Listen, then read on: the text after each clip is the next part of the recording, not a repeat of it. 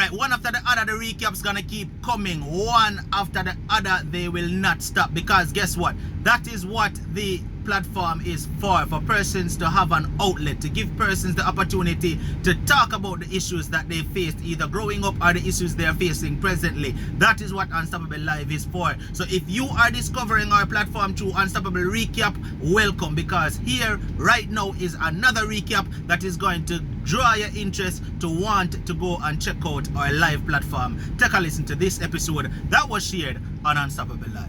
And I came here, I met my husband, and he was just a very, very gentle man, a very nice man. And we met at a restaurant where I was working, and he comes in every day for like 3 months. He kept asking me out, and I was thinking, I probably should tell him that he should stop asking me out, because he's wearing a ring on his finger, a wedding ring. So he came in. I said, you probably shouldn't ask me out, because obviously you're married with a ring. He says, no, I'm not married. This ring that I got from a friend can only fit on this finger, so that's where I wear it. So I said, well, you need to take it off then, if you're not married. He said, okay, I'll take it off. I said, well, when you take it off, then we can go out. So the next day came, still have the ring on his finger. So I was like, well, what happened to your ring? Well, I couldn't get it off. It's stuck, can't get it off. So I said, well, okay, I'll help you. When I get off work, you bring, equipment or whatever you have, and we'll try to take it off. And so we did. We took it off, because he only lived around the corner. And so the next day we went out, and, that's how it started. But like a year and a half into it, I found some papers, and the dates it was for him. It was just out in the open. I look at it, and the dates were off to where he told me his age was. So I figured I'll get one of his family member that was, a neighbor, and ask him, because I didn't want to like upset him. So he said, yeah, that's the correct age on the paper. And I was like, oh, because he said he was 10 years younger. So I confronted him. He said, yeah, I left it there so you can see, so, to reveal to you my age. So it was, pretty much a year and a half. I thought, boy, this is really worrying, but okay.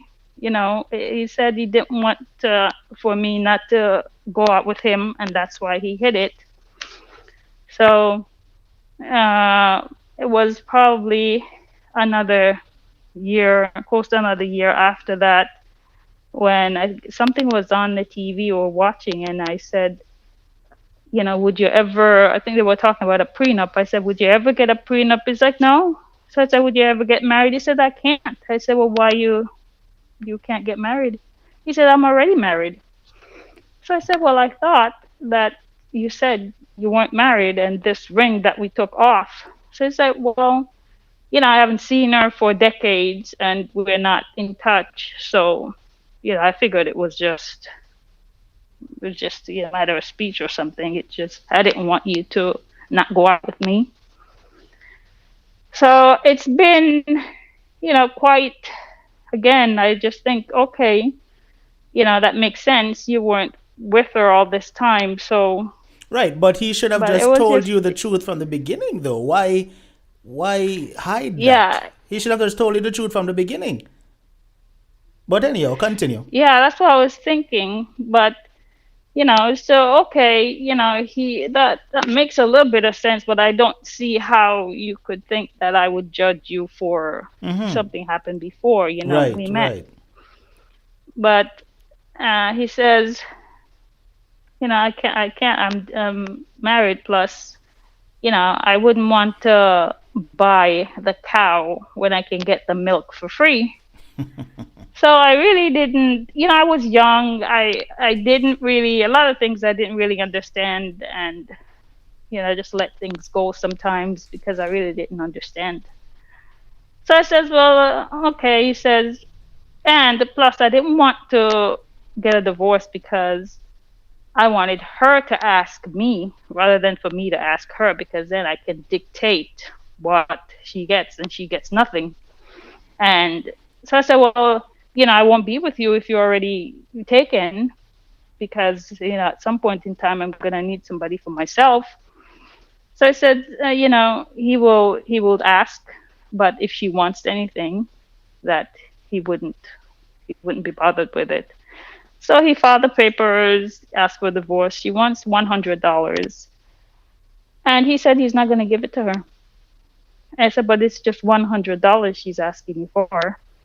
He's still not giving it to her. She's done a lot to him, and she don't deserve $100. So I went to the store, I bought the money order, and I fill it in and have him sign it and just mail it to her. And that was that. Again, I really didn't understand what the big commotion was about the money, but I guess it's something that he has, maybe a principle or something. But by the time the next year rolls around, because I had left my son, back home when I moved here. So by this time now it was almost 3 years. So I finally got him around the same time, a little bit after he came. We were going to be getting married. We just got engaged and we were going to be getting married. So I started calling up everyone, I'm engaged, I'm getting married, I'm so happy.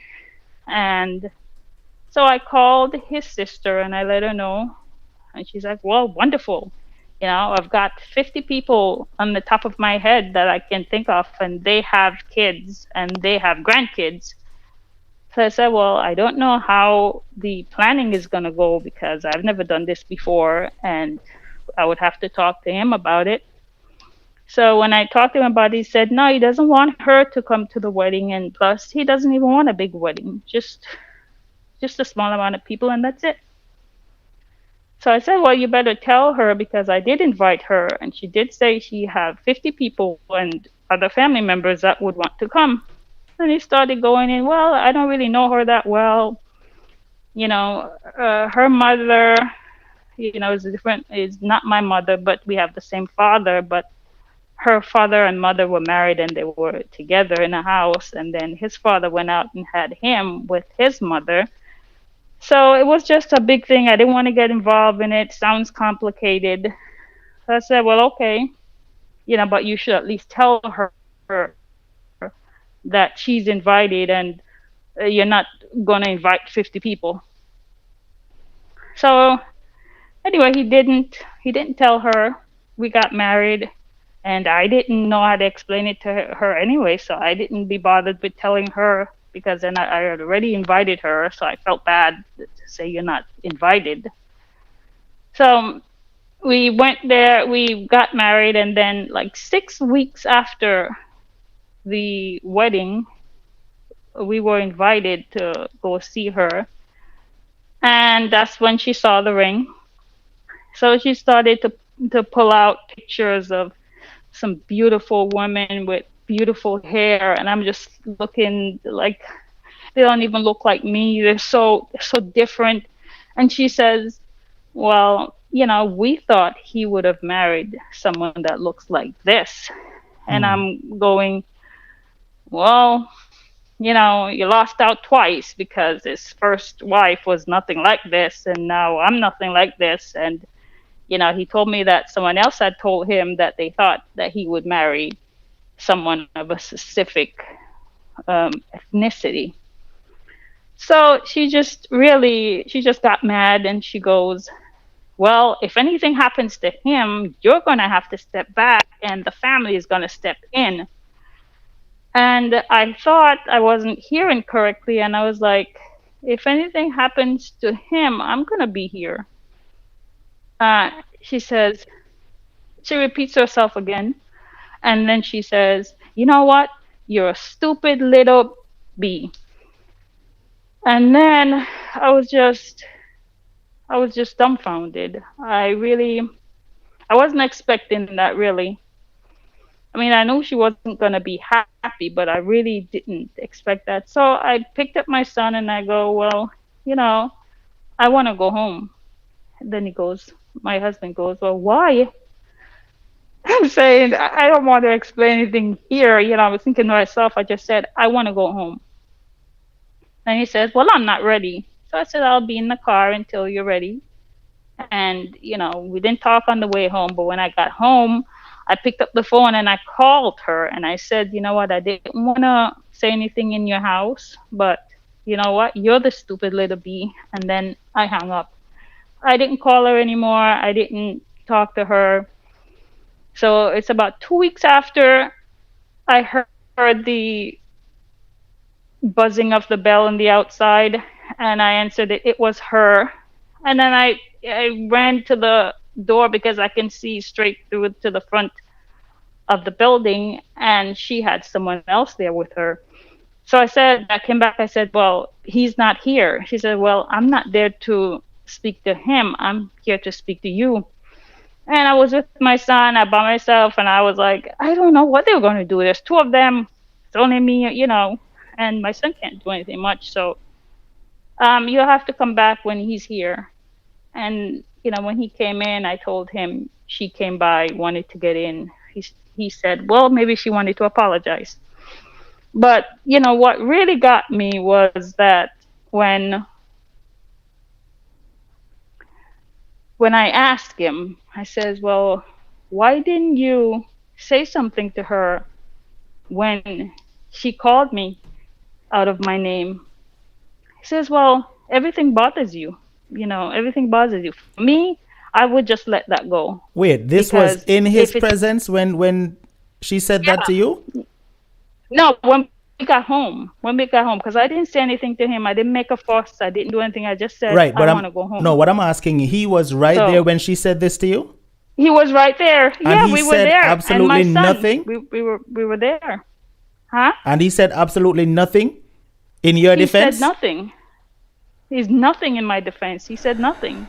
So when I got home, I said, well, why didn't you say something and defend me? He said, things like that, I just let roll off. It's not true, and I let it roll off. The reason why you're letting it bother you, it's because it's true. And I'm trying to, because, I told him about some of the things that happened to me in the past. I was just honest with him and open with him and tell him everything, and he suggested I go to speak to someone, which I did, on and off for 5-6 years. So I thought he knew what the things I was going through, and that would not be acceptable. I've been called stupid all my life, and I didn't understand why. So I said to him, well, I think you should have said something in my defense. Of course. Well, if it's not true, I let it go. So from then, he just kept calling me stupid. Let me say something for a minute, because first of all, if it's not true, that's even more reason for him to speak up in your defense. How can he be right beside you and someone is calling you a stupid little B word and he says absolutely nothing? It doesn't matter who the person is. He should have spoken up in your defense. Yeah, that's what I was thinking. But I don't know. I'm just trying to understand his way. This is only 6 weeks after the wedding, so I really don't understand his way of doing things. And with him being a lot older, I'm looking to him to kind of guide me or guide the way or show, but there was nothing. So, it comes now where, everything that I would say, it would be a question of whether or not it was right. Or he would say, there was once when we were going to a party, a work party of his, and I was there ironing, very happy going out, and nobody's cursing, nobody's fighting. He just comes over and says, well, make sure that when we go there, you don't say anything, because every time you open your mouth, something stupid comes out. And I really didn't know how to take it. I just thought, okay, I'm going to go there and I'm going to talk to everybody, and I'm just going to ask thousands of unnecessary questions just to be able to mingle. I want to go there and I want to just disperse in the room and not see him until we're ready to leave. Let me ask you a question before you continue. Before Mhm. this young lady called you outside of your name, was he ever disrespectful to you verbally before No, that? no, we had a good time. I mean, when we met, the first like year and a half, I was, trying to get some studies going, so I was gone for that time. But then we're back for another year, a year and a half, and nothing like that. I was so glad to see him on the weekends or the long breaks that we take, and it was different. It felt good. I mean, I never saw this coming, Mm-hmm. and I think that I thought nobody would really believe what I was saying, because he was so nice. He was so nice in the neighborhood. Everybody knows him. He's friends with everybody around there. He, takes care of a lot of the, I um, believe you know, I believe in order for her to fix her mouth to say those things to you, he had to have been having some conversation with her about you in that manner for her to even say that to you, to be comfortable enough to say that in his presence. I believe because he had to give her some impression of you for her to say that to you. You don't think so? yeah, his thinking, I thought his thinking was distorted, but I was thinking, okay, it might be my thinking because, I'm so much younger and I don't really understand a lot. So maybe because when he asked me to marry him, he asked me without a ring. And he says, don't worry, we're going to get the ring. You're going to choose the one you want. So when I got there, I was like, this is the one I want. And he goes, but you can't have that one. So I said, well, why can't I have this one? I guess it was $2,000 then. I said, well, why can't I have this? He said, well, this one is 600, and you can have this, but if I spend $2,000 and then if something happens and you leave me, people not gonna say, oh, you spend money on a young girl. Again, I was like, okay, if it makes sense to you, but I figured if you should have got something and bring it to me rather than getting me all okay. I'm gonna get something. This is. But again, it was just a naive on my part or something. But it's just he's just this way. I mean, I don't know, but we're still going after that. Again, I with my family's background, where I'm thinking that the way they act sometimes, I don't think it's like, I don't think it's normal. So I try not to be worried about everything. I don't want to be labeled as anything. So I'm just going to just go with the flow, and things will work. Things will work themselves out. So, but I just saw this really pattern of lying about things that can be proven later. So it's not like, okay, I'm lying, like you're not gonna find out later, but I just want to extend more time for you to find out. That's just what I was thinking of it. So the thing now that was bothering me now after that is every little thing that I say now becomes a problem. If if he can't find something, and he would say, "Where is? Have you seen my cup?" And I says, "Well, check in the cabinet or something." "Oh, you stupid little, why can't you go and get it?" And you know, you're crazy. You're just for one thing. Just for one thing. It's just like. simple things. And I'm thinking, and every time he says this, I'm saying, you can't do this. This is not right. You can't say this. Well, you get me upset. And, and that's what happened. If I suggest, okay, I see the toilet papers like this. Can I turn it this way? Oh, for what reason? Stupid person. For what reason? You'll just leave it like the way it is. Are you crazy or insane? I don't want it that way. Like, why can't you just say, no, don't change it. Just leave it the way it is without the name calling. And it was getting like, I couldn't understand why, for the simple things, that he was just making it into an attack on me personally. So, but that's just the way it was. And he has another thing with my son where he doesn't want him to be girly, or he wants him to be rough. So he came up with this idea. Now my husband came up with this idea where boys don't sit next to their mother, they sit next to their father. So my son couldn't sit next to me, and he couldn't walk next to me. My husband tells my son, we walk in front and she walks behind. So I had to walk behind them. And again, too, I'm thinking, okay, you don't want boys to be soft, but it feels like I'm being separated. I feel like it's uneven. I just feel that there's an unevenness to what's going on, and I didn't like it. I didn't like it. I didn't like that. I can't sit with him.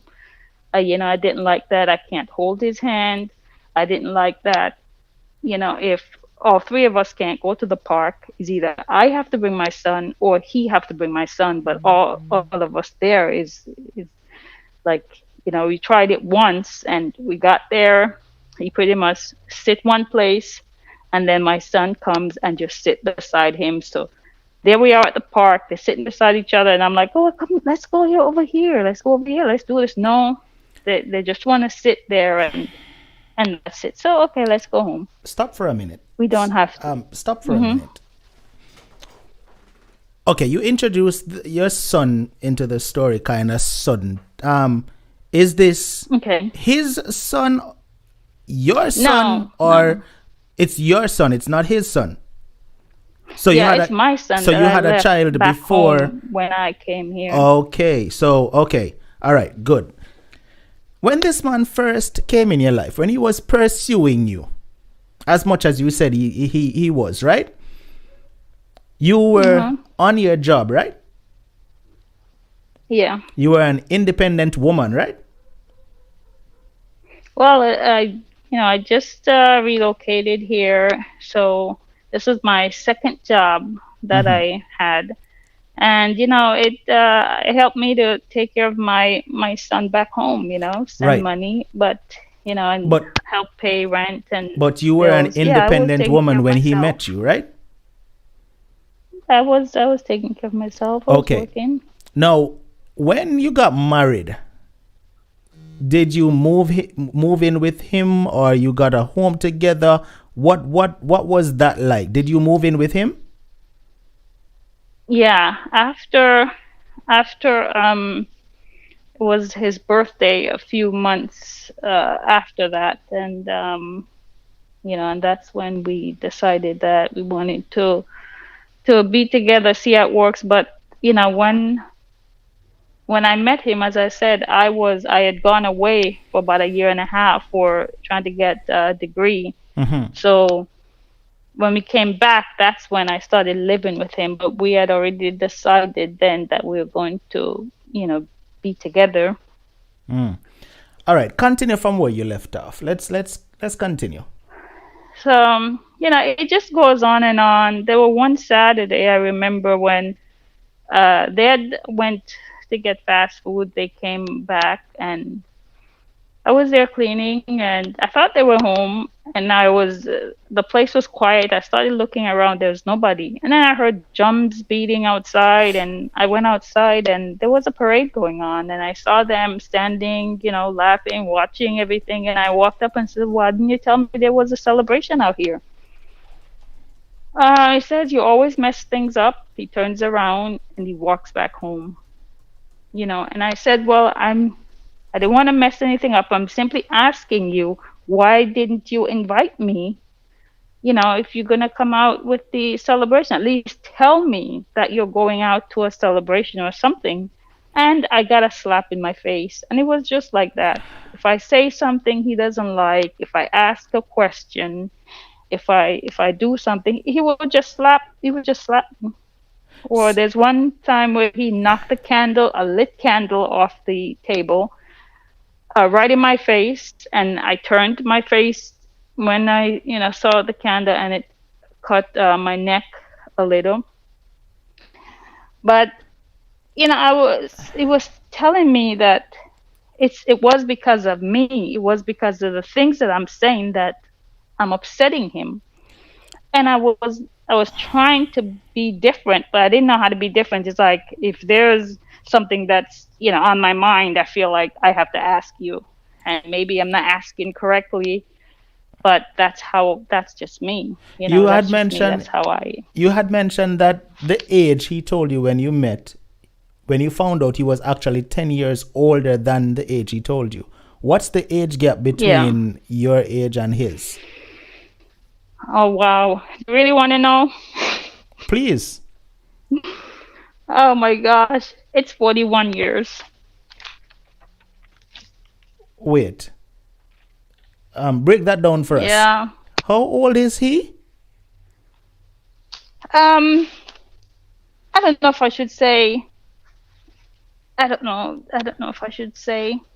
Wait, you said the age gap between your age and Between us? his is 41 years? Yeah, and a few months. Okay. Yeah, so there's a lot of difference. It's a lot of difference, and a lot of likes and dislikes. Or if I say, I want to eat from here. Well, you don't want to eat from the place I want to eat from simply because of me. You don't like to eat there because I like to eat there. But I'm saying, but you can eat from where you want. I can eat from. But this is dysfunction. No, you're allowed to eat wherever you want to eat. If I'm not making something to eat and I said, "Do you want something to eat?" You can eat from anywhere. You don't have to, or you say, "Well, where are you eating from?" Don't worry about where I'm eating from. Where do you want to eat from? I'll get you where you want. And I don't want you to say, you want to eat where I want to eat just because I'm going there. So there's a lot of things like that we have to work out. But I just didn't understand why I was being slapped, pushed, punched. And he was saying it was you. It was the way you talk. It was the way you talk. It was the way you talk.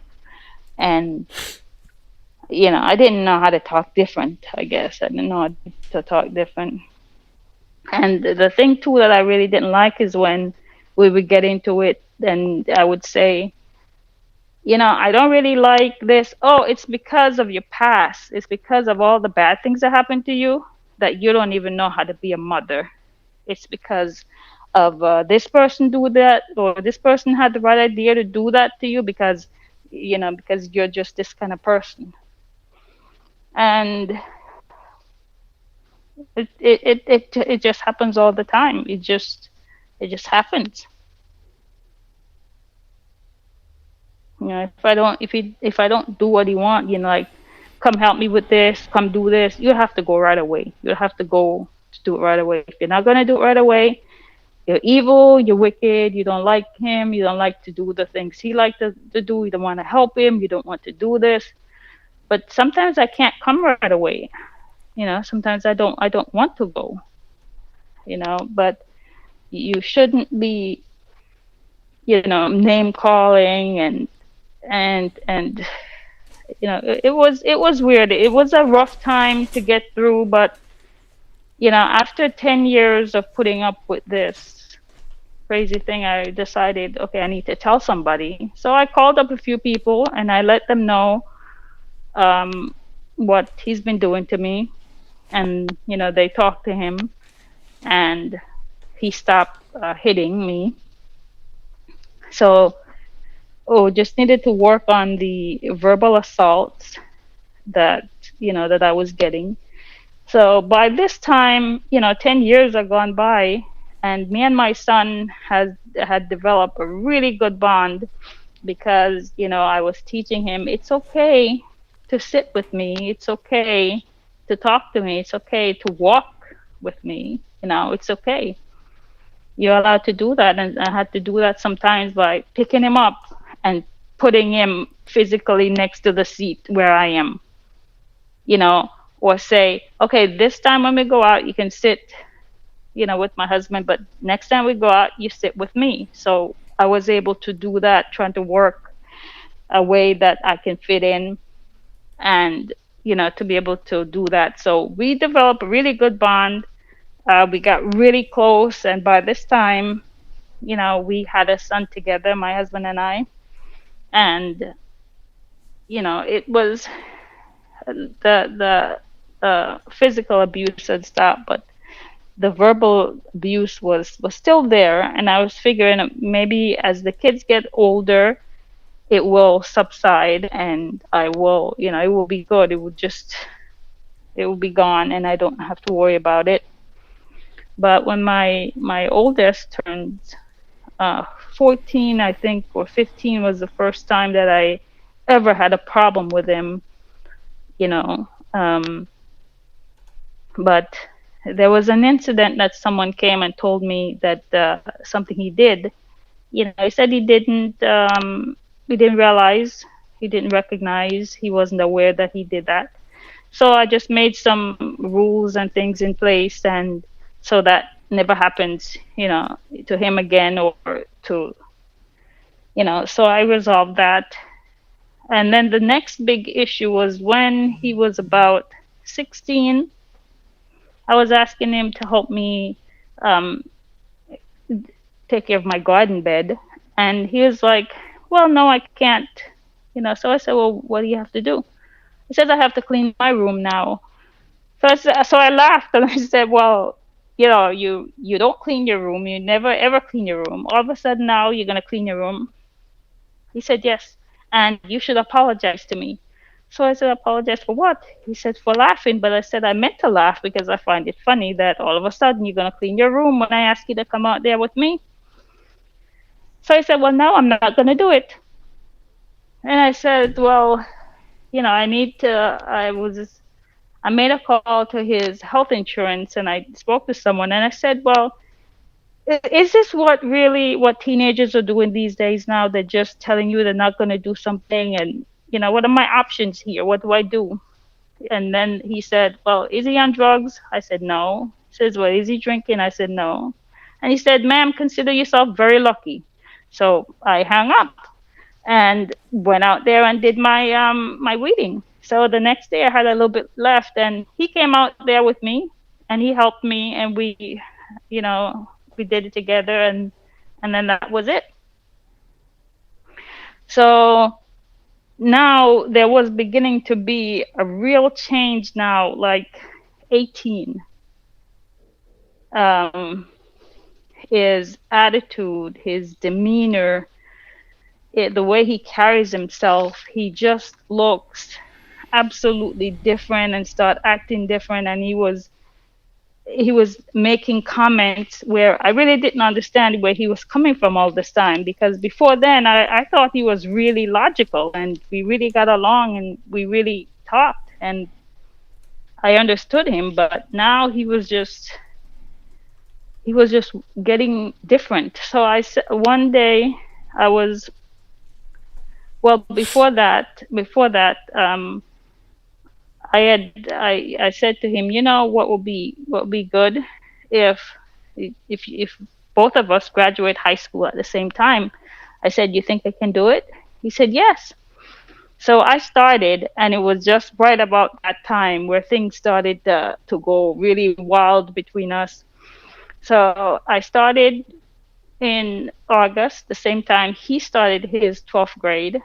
And by December, I had finished 3 of my subjects. And then the January, I finished the last. So we both graduated at the same time. But at the end of the graduation, things have already gone awry. But it started with one day I went and it was raining that day. And usually when it's raining, I picked him up from the bus stop. So I didn't realize it was raining, and then look at the time and I was like, oh my gosh, I need to run to pick him up. And he was soaked coming in, and he got in the car and he says, "You're a horrible mother." And I said, "Well, why would you say that?" He said, "Look at me. I am wet. I have been walking in the rain." And I said, "Well, look at the other kids there. They're walking in the rain. I don't see them having a problem. You think their mothers are horrible? Well, I'm not talking about them. I'm talking about me." So I says, "Well, I don't appreciate that. And, that is unacceptable." And I was there, and he's like, "Well, are you going to drive now? Are you going to drive now?" So I said, "Okay, I'm driving home. But as long as you know that is unacceptable behavior." I got home and I told my husband, I said, what he called me today. He said, he's just kids. He's just a teenager, and this is the way they do it. This is what happens. So I said, "Well, are you going to talk to him?" He said, "No, he's just a teenager. If you want to talk to him, you talk to him." Alright, there you have it, family. But like I tell you, the recaps are gonna keep coming. If you like what you hear, remember to hit that subscribe button right here on Unstoppable Recap, so that once we drop another recap, you will not miss it. Also, if you want to continue listening to this very same story, click the link in the description. It will take you on over to the live channel where you can listen to the rest of what happened. But when you go over there, make sure you hit the subscribe button over there as well. And also turn on the notification to all, so that once we go live, you will get notified and you will be able to participate in whatever the topic is we are having at that time. Alright, remember now, until the next Unstoppable Recap, stay strong, stay motivated, but most of all, remain unstoppable. Unstoppable.